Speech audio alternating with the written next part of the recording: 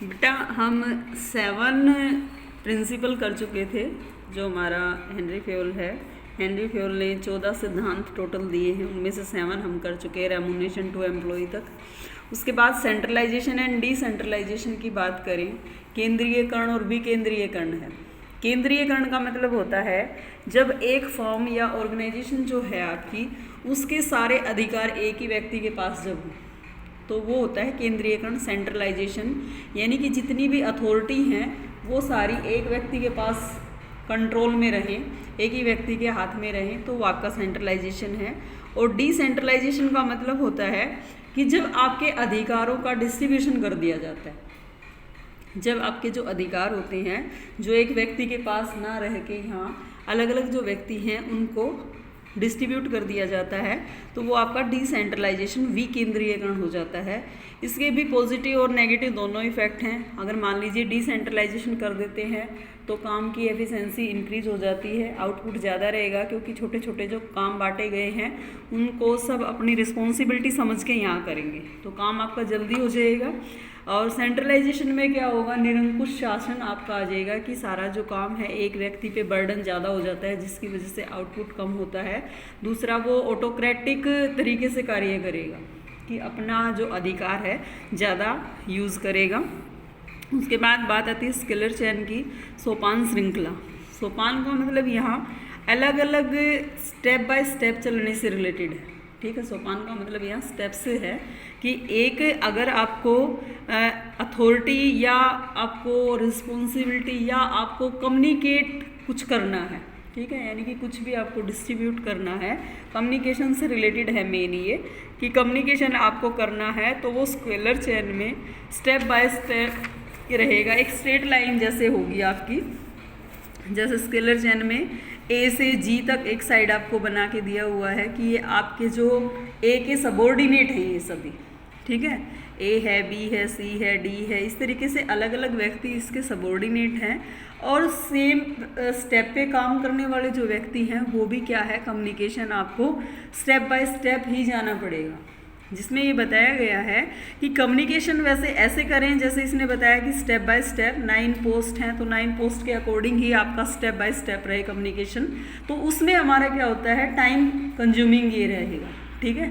तो step by step जाने में आपका टाइम कंज्यूमिंग की वजह से क्या होगा, स्केलर चेन जो है वो आपकी लेंथी हो जाएगी, जिसमें आपका टाइम कंजम्पशन ज़्यादा रहेगा। टाइम कंजम्पशन के साथ आपकी जो है कॉस्ट कंजम्पशन भी रहेगी साथ, ठीक है।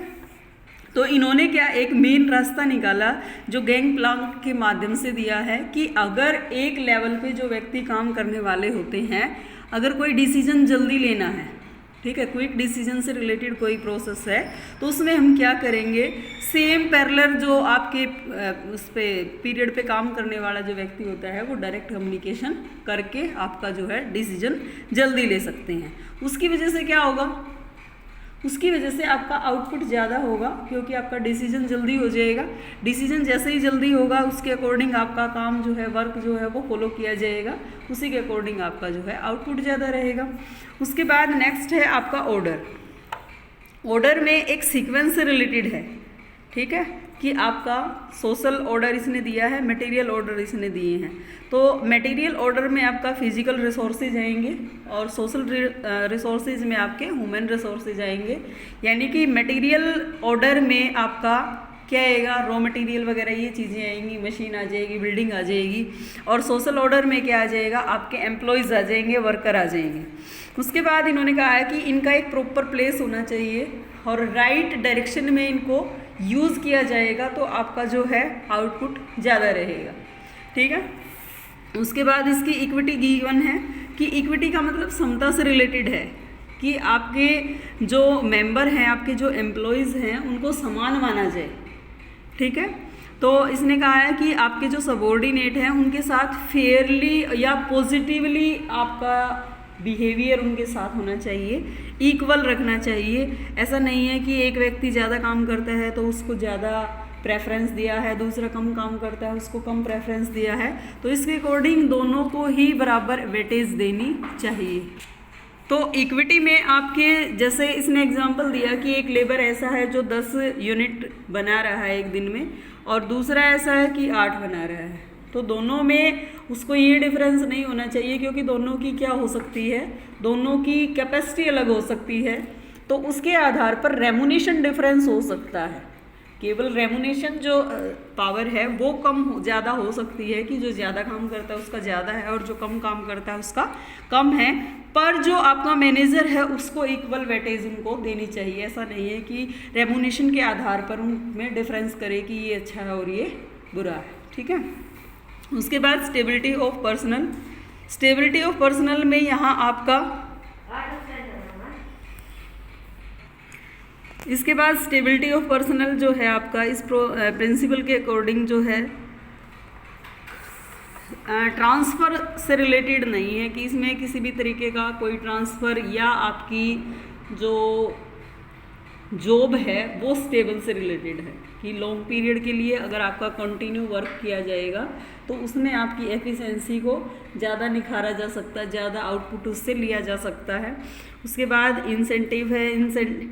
इंटेंटिव में क्या आ जाएगा, ये पहल क्षमता से रिलेटेड है, कि वो आपकी अगर आपके जो एम्प्लॉयज़ हैं उनको बार बार आप मोटिवेट करेंगे कि आप भी अपनी राय दे सकते हैं, आप भी अपनी बात रख सकते हैं, आप अपने आइडियाज़ रख सकते हैं, तो वो जो आइडियाज़ रखेंगे और आप उनको ध्यान से सुनेंगे तो हो सकता है कोई आइडिया ऐसा रखा जाए जो आपकी ऑर्गेनाइजेशन के लिए बेनिफिट दे सके।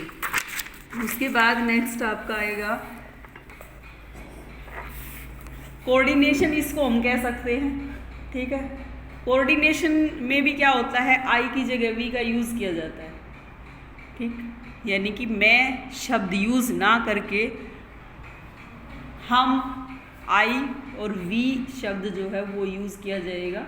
हम शब्द जब यूज़ किया जाएगा तो आपके जो एम्प्लॉयज़ हैं उनमें ये फीलिंग रहेगी कि ये ऑर्गेनाइजेशन हमारी है, तो वो अपनी ऑर्गेनाइजेशन समझ के काम करेंगे। जब ऐसा होगा तो वो उनका आउटपुट जो है वो ज़्यादा होगा, ठीक है, क्लियर।